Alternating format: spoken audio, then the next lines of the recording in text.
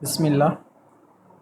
चलिए तो हम आगे बढ़ते हैं। 17 ग्रुप एलिमेंट्स में हम चल रहे थे, उसके कुछ इम्पॉर्टेंट कंपाउंड्स को देख रहे थे। तो हाइड्रोजन क्लोराइड यानी HCl, a widely used compound in the laboratory, सबसे ज़्यादा ये एसिड यूज़ होता है HCl एंड H2SO4।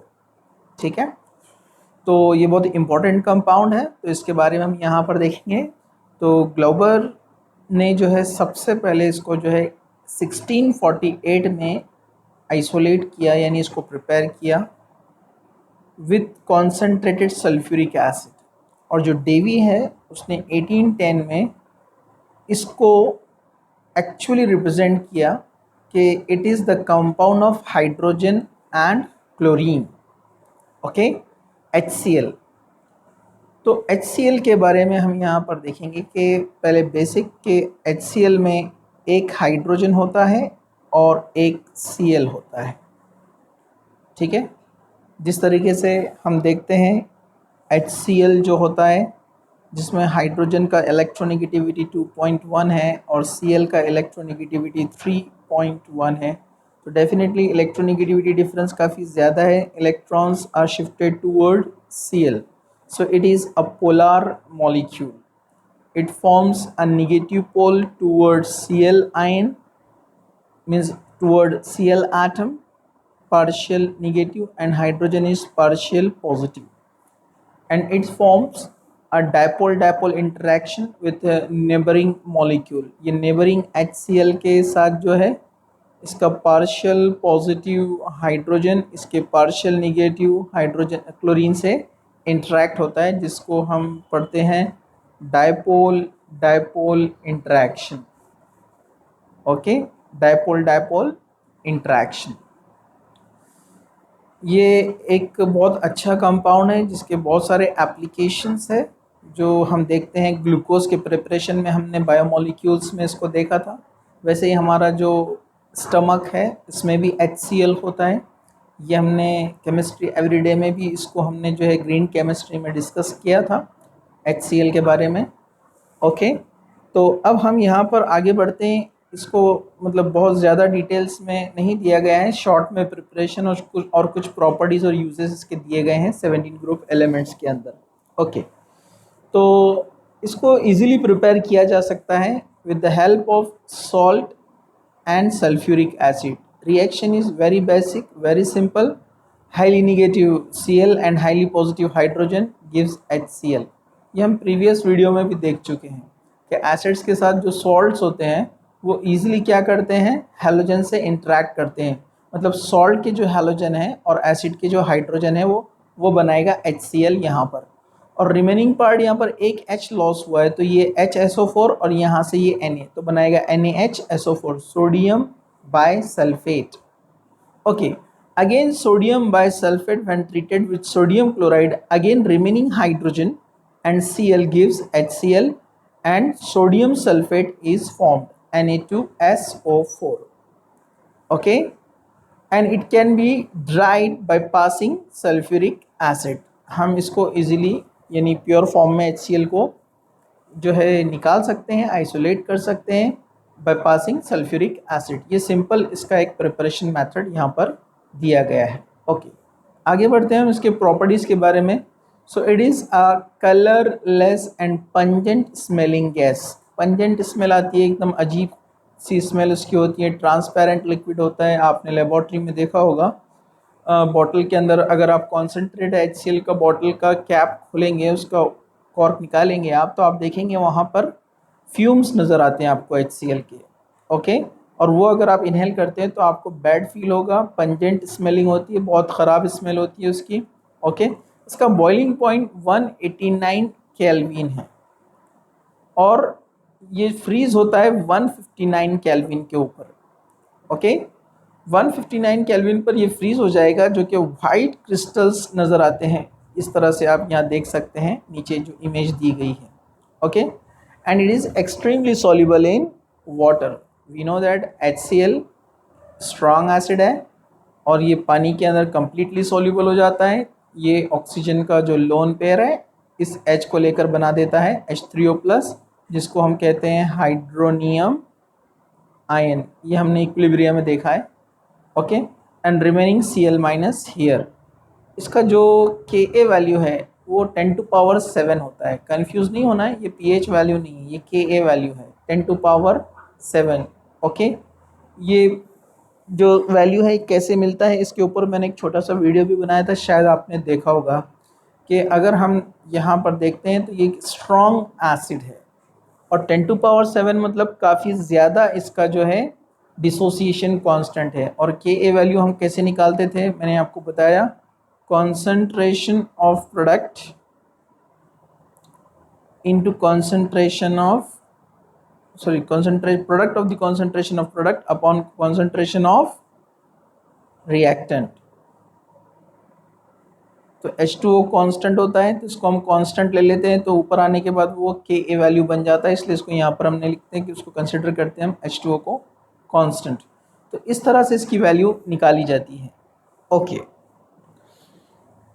तो वो वाला वीडियो आप ज़रूर देखिए जहाँ पर हमने Ka वैल्यू 7 कैसे होता है 10⁻⁷ उसको कैसे डिस्कस किया था।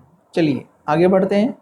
इन एक्वियस सोल्यूशन, मतलब पानी में आपने जब HCl को डाला है, it is termed as hydrochloric acid, यानी हाइड्रोजन क्लोराइड जब एक्वियस मीडियम में डाला जाता है तो उसको हाइड्रोक्लोरिक एसिड जो है रेफर किया जाता है। High value of dissociation constant Ka indicates that it is a strong acid. जितना Ka वैल्यू ज़्यादा उतना एसिडिटी ज़्यादा, ये हम पढ़ चुके हैं। और Ka का अपोजिट होता है -log ऑफ pKa, मतलब जिसका Ka वैल्यू ज़्यादा रहता है, या उसको हम इस तरह से लेंगे वरना यहाँ एंटी लॉग लेना पड़ता है। तो pKa is equal to -log of Ka। तो Ka वैल्यू जितना ज़्यादा स्ट्रॉन्ग एसिड, लेकिन माइनस में वैल्यू मतलब pK उसके अपोजिट कम होता है। तो Ka value high strong acid, तो pK वैल्यू उसके अपोजिट हो जाता है, low for strong acid.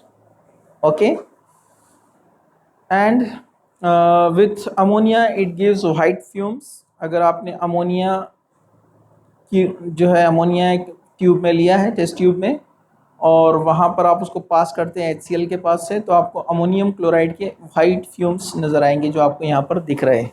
Okay, चलिए हम आगे बढ़ते हैं। ये पॉइंट हमारा पहले गुजर चुका है लास्ट वीडियो में, हम फिर से एक बार यहाँ पर देख रहे हैं कि अगर हम कॉन्सेंट्रेटेड HCl लेते हैं 3 part and 1 part nitric acid लेते हैं HNO3, this mixture is called aqua regia.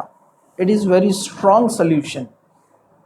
It dissolves almost all metals. बहुत सारे स्टेबल मेटल्स को ये डिसॉल्व कर देता है, इवन प्लैटिनम गोल्ड को भी आसानी के साथ इसमें डिसॉल्व हो जाते हैं मेटल्स। ठीक है, जिसका यहाँ पर एक रिएक्शन बैलेंस करके इस तरह से दिया है।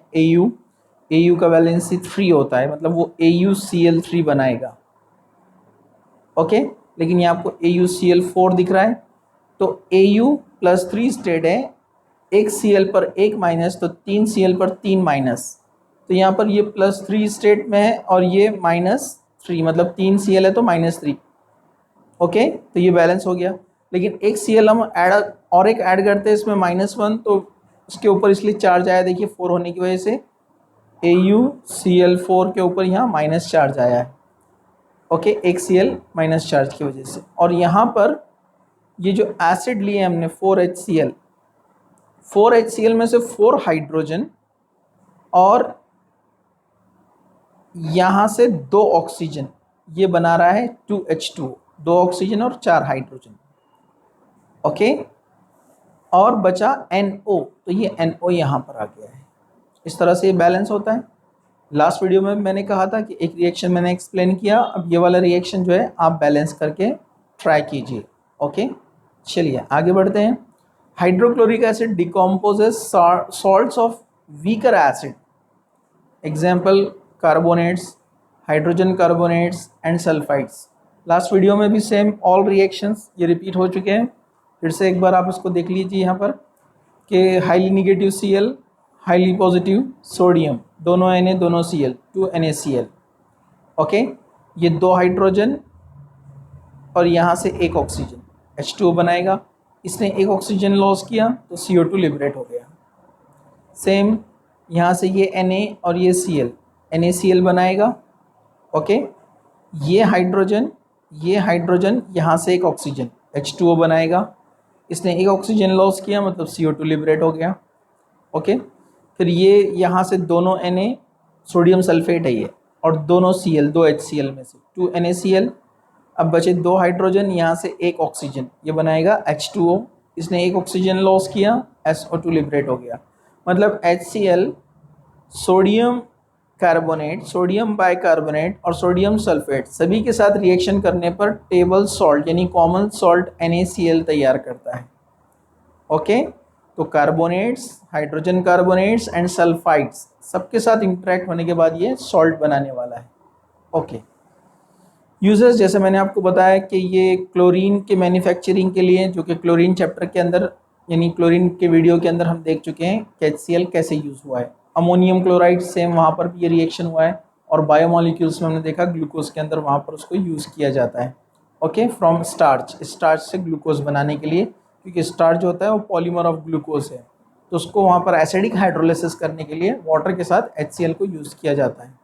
इसी तरह for extracting glue from bones में से जो ग्लू निकाला जाता है हड्डियों में से, बोन ब्लैक से बोलते हैं उसको, निकालने के लिए यहाँ पर HCl का यूज़ किया जाता है। H2SO4 भी यूज़ होता है और HCl भी यूज़ होता है। ठीक है, even in medicine and laboratory का तो ये बहुत इंपॉर्टेंट एक रिएजेंट है जो बहुत सारे रिएक्शंस में एसिडिक हाइड्रोलिसिस करने के लिए हेल्पफुल होता है।